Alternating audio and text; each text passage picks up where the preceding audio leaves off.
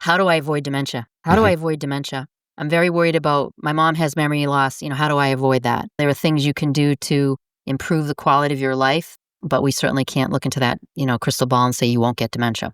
People think that as you age, that you don't have as vibrant the same number of vibrant opportunities as you did before you became 65 or 60 or 55. And the answer really is that's not true.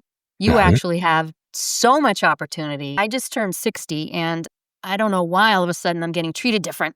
This is the Buried in Work podcast, where we share tips and interview experts to help you simplify estate planning and end-of-life tasks.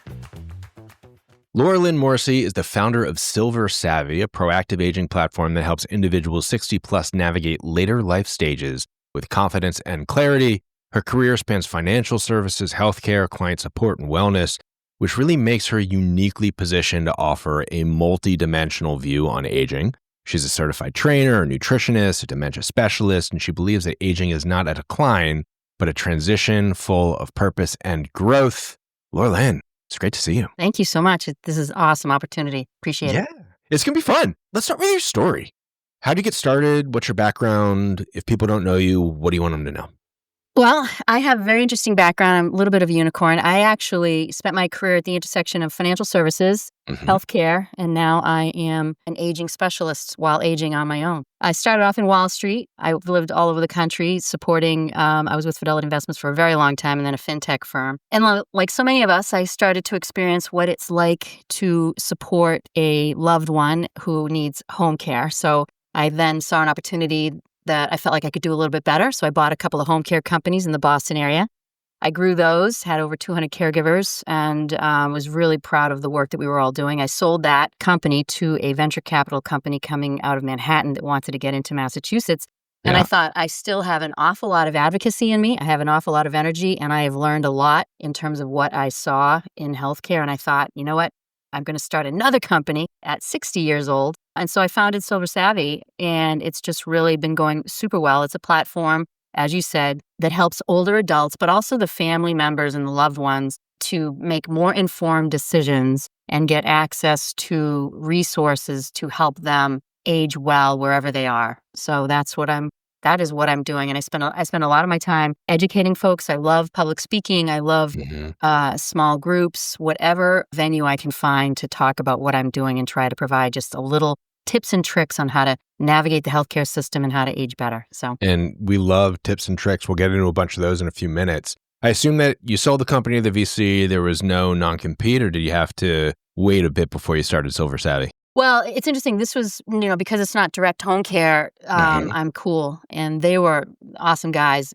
So I can't necessarily get back into home care. And although I have thought about it because it was super rewarding, but this kind of skirts all of that. And quite frankly, one of the services I provide is long-term care insurance claims management, believe it or not. They could eventually use me. So what does that look like? Let's hop in there, and we'll jump around a lot today because there's so many different aspects of what Silver Savvy does. What is that side of things when it comes to life insurance? You're not writing policies, you're not underwriting, you're helping people file claims? That's it. So many folks who I think bought a long-term care insurance policy, they're not necessarily aware of just how elaborate and how, quite frankly, comprehensive the process is to get approved once you try to file a claim. Between the paperwork itself and then basically choosing what vernacular should go on the paperwork, to managing and navigating through the RN assessment, the constant reevaluations to make sure that you still need whatever care you've applied for, understanding what is an elimination period, what are the benefits that I have, how do I maximize those benefits while minimizing my out-of-pocket expenses. That whole elimination period can be extremely expensive if folks don't really understand what that means. So I provide the education. Here's what your policy has. I provide the support to fill out the paperwork properly to mitigate claims denial, because a large percentage of claims are denied the first time, and then it makes it even more difficult. And then, really guiding the policyholder and their families through the approval process and making sure that the home care company is accredited. I mean, it goes on.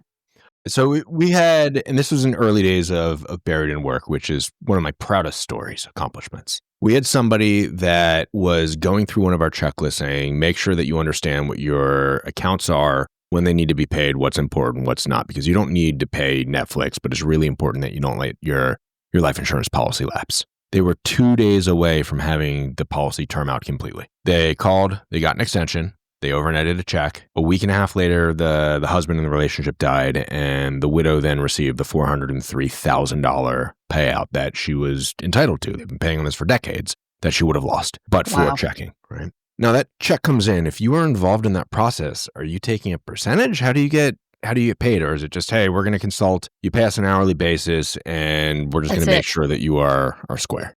That's it.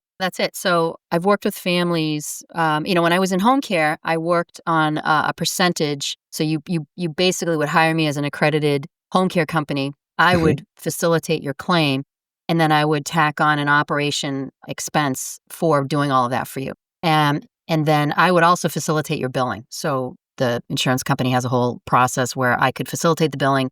The family gets the invoices, so everything's transparent, but I'm physically writing the checks and paying the bills and whatnot. Now I charge I kind of know how long it takes to facilitate a policy claim. So I charge a flat rate with a percentage overage if for some whatever reason you need additional support. That way families can kind of predict and really create more of a fixed cost. And I think that seems to go a lot easier for folks. They can digest that.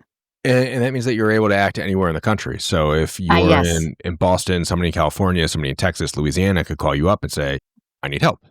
That's it. Absolutely. Especially snowbirds. We do a lot of work with folks that, they've got a home care company in Florida, and then they're coming back up to the north for the summertime. They need to switch their home care company. And so they've got to facilitate paperwork to get that done. Who the heck wants to deal with that when you're trying to pack the car? So I'll facilitate all that, and then we'll make sure that the new home care company is accredited and that they're on the list. So it's a nice, and it doesn't matter. You can be the most sophisticated human on the planet. Long-term care insurance claims are complicated, and there's a lot of detail. And so hand it over to somebody that does it every day, a zillion times a day, and then you can go do something more important. Who's generally hiring you then? Is it the surviving family members? Is it someone that is aging and they just want to make sure their ducks in a row? Is it a little bit of both? I'd say it's a little bit of both. I mean, our primary, if I say demographic, our clients are twofold. One is a healthy person that might be having, some level of surgery that, when you're talking about long-term care insurance, they might be having some level of surgery that's not critical. Maybe they're having a knee replacement, and I might work with them directly. Or that daughter or daughter-in-law that is the primary caregiver in, most cases, I might work with them because they're the advocate and they know that their mom or dad or whomever has a policy and they're not quite sure how to navigate it. And so I'll work with them directly. But some of the other services that I provide, we have this life care planning overarching service that we provide, basically helping people to age well wherever they want to. And most of us want to age in our home. And do we know what that means? Because a lot of times, 90% of our homes aren't even ready for us to age well. And then from a fitness perspective, I am an aging specialist, believe it or not. If there is a thing, there is an actual thing where I understand how the body ages. And if you want to stay in your home, what type of functional training do you need in order to stay fit enough to stay in your home longer versus not doing any kind of exercising? So there's fitness training, there's nutrition coaching, there's the long-term care insurance. And then there's also, I need a home care company. I'm not even sure where to begin. And there's an awful lot to deal with there, especially if you're dealing with, agencies throughout the United States. Let's interrupt you there. So home care company can mean so many different things. It can be to someone helping them stay in their house because they need help reaching things and just making it more accessible. It could be someone that's mowing the lawn and changing locks if they break. What does home care company mean to you? A home care company is a nursing assistant or an RN or an LPM. So it could be some level of non-medical care, but it's, personal care attendant. It also could be healthcare. So it could be that next level of care that where you have some level of medical license. And we know that our healthcare system, especially over the past 10 years, has evolved astronomically quick, where our homes are really our health hubs now. So families have to be a lot more sophisticated in understanding that at some point, 70% of us are going to need some level of care in our house. And if your family isn't equipped or not willing or can't afford or whatever the reason, you need to have some professional care come in. It's not enough to say, well, she gets along with my mom really well. You want somebody that's qualified. I heard that a lot. She likes my mom, likes her. Yeah, but she can't lift her up. She's I had this dropping. conversation yesterday with someone. Their high school friend has entered in later stages of dementia, and he is not very communicative. He's in a bed and he's going, I can't physically help him up anymore. I'm not strong enough to even put him in a wheelchair so we can take him outside. So what do? These are real challenges that people face. And so understanding that, people think, well, it's enough that the caregiver is an extension of the family. And I say you actually want them to be more of a health expert because they're trained in order to take care of and understand things like dementia and the various personality changes that someone might be going through, even just during the course of the day. The evenings are more difficult sometimes than the mornings and so forth. So having that professional and having a professional like myself who understands what questions to ask as you're evaluating that home care company, I think is valuable, especially when, we don't do this for a living. So why don't you just work with an expert that can help you make sure you've got the right people in the house? And you want people that are trustworthy too. What are some of the tips and tricks there of selecting? Is it different if you have a significant amount of financial resources versus someone who, quite frankly, doesn't have the resources and is barely paying mortgage? Yeah, it can. Yeah, it can. I think there's challenges right now with care throughout the country. A lot of folks, especially during COVID, a lot of folks decided, I can get paid more and have less stress if I go to work in a retail setting or do something other than this. But there are still caregivers out there that do this for a living. It's their life calling.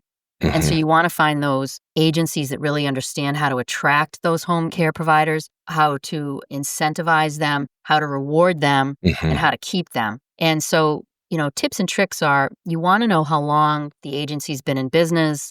You want to know what kind of certifications they have, what kind of accreditations they have. Are they audited from a third party to make sure that they've got their ducks in a row?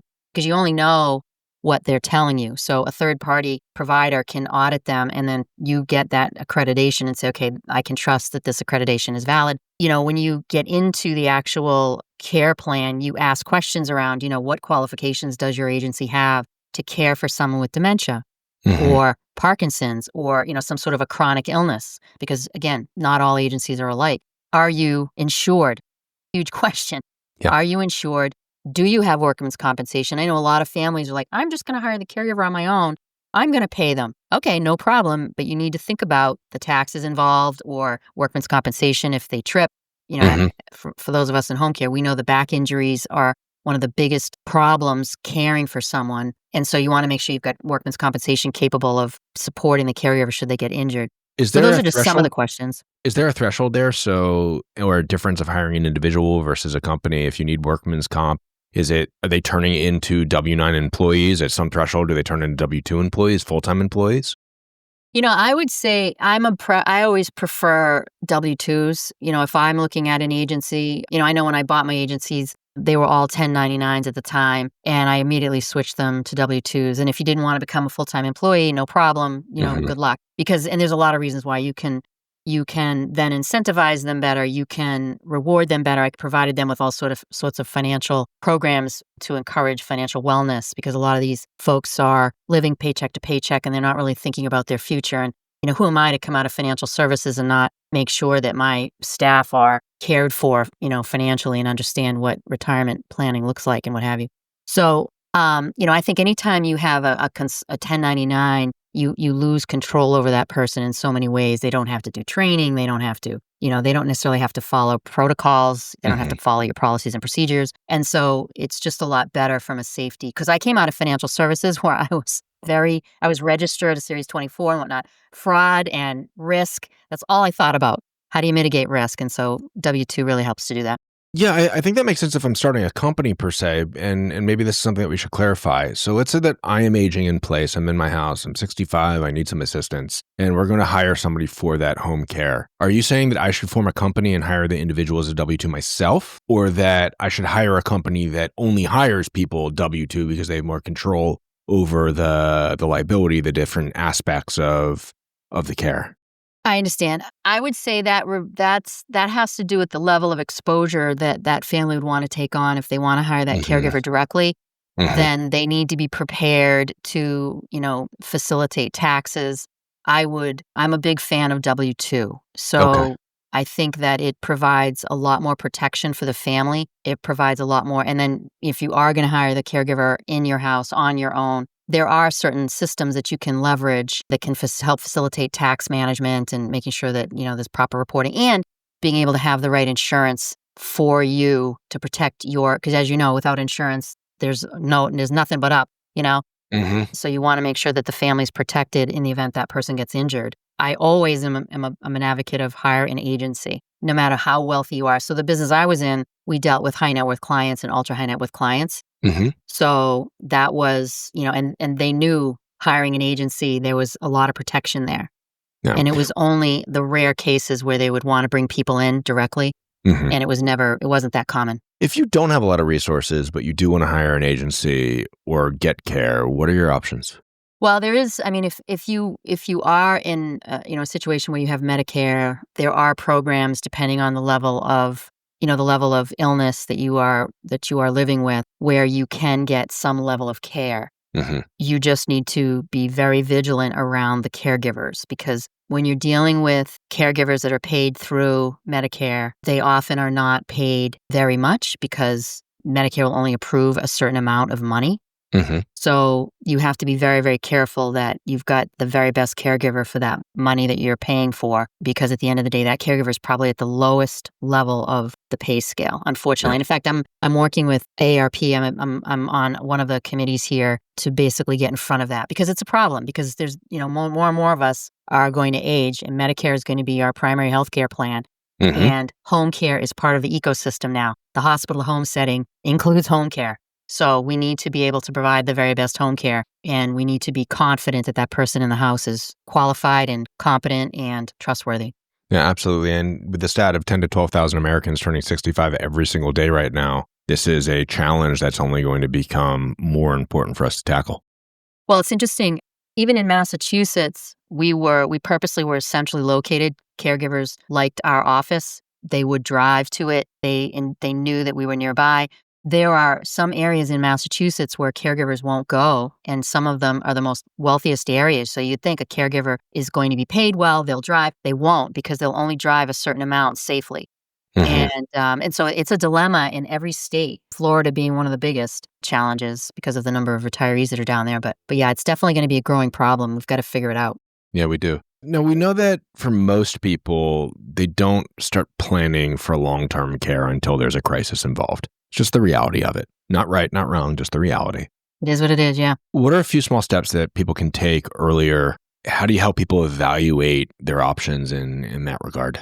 I think it's interesting. It's a dilemma, because I think, for myself, when I moved from the Wall Street world, I had no idea what I was getting. I had no idea what I would learn. I'm a different person, having been through and watched families who are prepared, families who are proactive versus families that waited for a crisis, because, life was going along fine. Nothing was, there was nothing to indicate I've got to get in front of this. So what I say is, families don't talk about end-of-life plans, but they're also not talking about life care plans. So, we're living longer than ever before. Those last 12 years may not be the most healthiest based on statistic. We're basically living to about 79 years old. Those last 12 years aren't necessarily aren't as healthy. So we might have some level of dependency. Maybe we've got some mobility issues. Maybe we have some memory issues. The families that seem to understand that or have gone through that at some point are the ones that seem to be the most prepared themselves.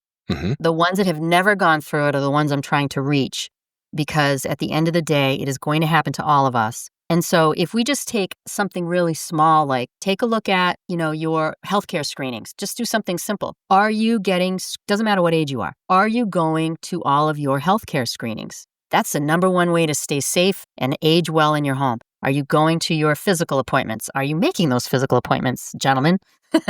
Are you going to the dentist on a regular basis? Are you getting your mammograms, ladies, and so forth? Are you going to your screenings on a regular basis? And do you have those ticklers in your file? Because I know someone like myself, I never did. I thought I'd live forever, I'd be perfectly healthy, and then I started seeing what the other side looked like. I will tell you, I go to all my screenings. That is the number one thing I tell clients. You want to age at home? Make sure you go to your screenings. That's that's the best way to remain in your house. The second thing, if you're going to start to talk to your mom and your dad about some level of aging in place plan or some level of legal documentation that you want to get in place, you want to do it in a way that's non-threatening, because sometimes folks aren't ready to talk about things when the children are. And oftentimes, I know as a daughter, I would come to a decision before my mom did, and I needed to be very respectful about that. And so I think approaching anyone you want to talk to about these things early on in a place that's non-confrontational, in a time when it's not threatening, is the most successful. And you do it in pieces and parts, and you take the easiest first, like your healthcare screenings. And then you move into, what would happen, Mom, if you couldn't talk? Do we have the right documentation in place to make sure that I understand your wishes and your wants? So, and if you don't, then let's get that in place. We have a whole card game that helps people do that called Nothing Left Unsaid. It's the questions that you should be asking. Yeah. We'll send you a deck. I want that. Yeah. All right. So you've grown the company. You even have a webinar series, the Sage and Savvy webinar series. Yes, Sage and Savvy. Sage and Savvy. What are some of the things that people are most curious or confused about when it comes to aging well that you discuss in that webinar series? I think people think that it's kind of funny. They think that aging in place is just going to happen. You live your life every single day the way that you always have. And so you don't necessarily think that I need to have anything put in place any different than what I've been doing all these years. So even though you plan your vacations and you plan your weddings and you plan your children's college selections and whatnot, you've got all these plans. You've got your retirement plan, your estate plan. You're not planning for this big chunk of time in between, enabling you to live well and to live aware of what's going on. So I think the biggest aha, I just did an hour some odd talk last week with a crowd. And that was the biggest aha for them, because everybody said, I want to age at home. And I'm like, what does that mean, my friends? What does that mean?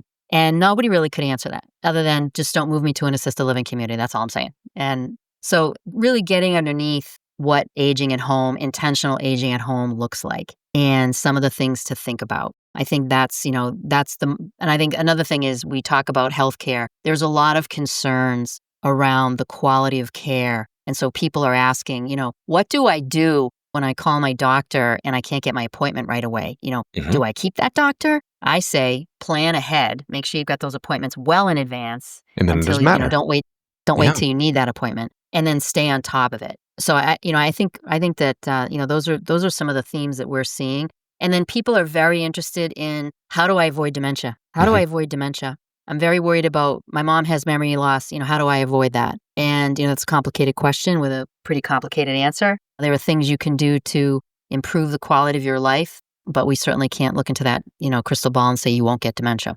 Yeah. Maybe soon, hopefully. See what science does. Yeah. I hope so. What's the biggest myth about aging that you wish that we could retire?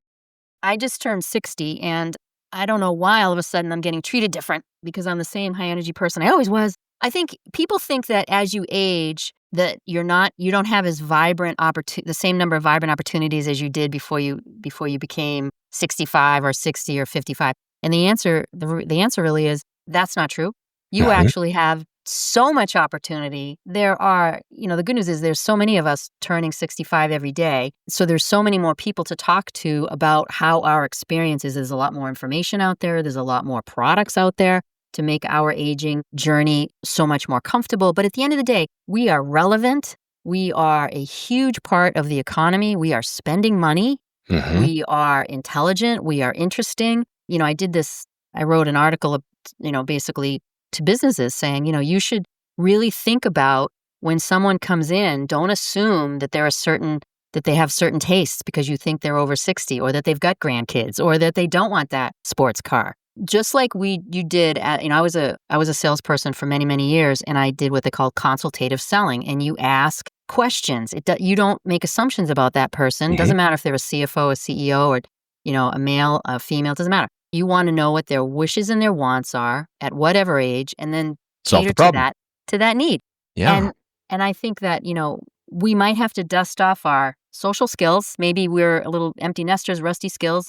Dust off those social skills. Dust off your learning. When we were little, it was no big deal. We knew we needed to make friends and we needed to learn. Well, we're going to have to kind of go back there, folks, and dust those skills off. Get back out there. Make new friends. Keep yourself sharp and as relevant as possible, because you've got a story to tell, and we want to hear it. All right. So we have 2 games, 2 card games. We mentioned one earlier, Nothing Left Unsaid. We have another one called One More Story that has 126 cards, 6 categories to capture the memories. You've talked about stories. You've talked about having those important conversations. You get to pick a deck to choose from, One More Story or Nothing Left Unsaid. Which one? One More Story. Okay, so we'll pick it up. They're really cool. They're actually developed with professional game designers, printed on cardstock that's linen matte feel, so people with dexterity issues can hold that's them better. awesome. Yeah, it's pretty neat. Picking from random. Let's do this one.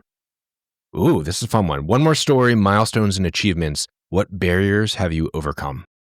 Whoa, what barriers have overcome? I think I was a caregiver at 7 years old. I grew up in a pretty challenging household, so I was taking care of my mom at a very, very young age. And yet I had a very strong North Star, and I've got a very strong faith, and I'm extremely grateful for that. And that was a huge barrier to overcome. Stay focused on school. You have to go to college. You have to, while you're still caring for your mom. And I did all that. And then I became successful in business. I was the only woman on a team of men. So there's a lot of little micro barriers that I probably jumped over with a wicked sense of humor. And I think that kept me looking forward and always looking beyond. I worked on a pretty aggressive capital markets trading desk, so I've got stories to tell. I'll tell you that right now. But at the end of the day, I think I always had a very strong sense of self. And I think at the end of the day, that was a very positive way for me to achieve what I've achieved. And I understand what it is to get up every morning and do something I'm uncomfortable with, and I understand when I'm uncomfortable, I do it anyway, and I think that's the way I'll be until my last breath. All right, I think that's a great way for us to wrap today. Laura Lynn, thank you so much for joining us. Thank you. If you want to find you, it's silversavvy.com. That's SILVERSAVVY. She's also on social. Silver Savvy, age well. Go find her. Yes, thank you. All right, thanks for having us. Bye. Thanks for listening to another episode of the Buried in Work podcast. Remember, you can save 10% on our estate preparation package and games with code podcast10 at buriedinwork.com.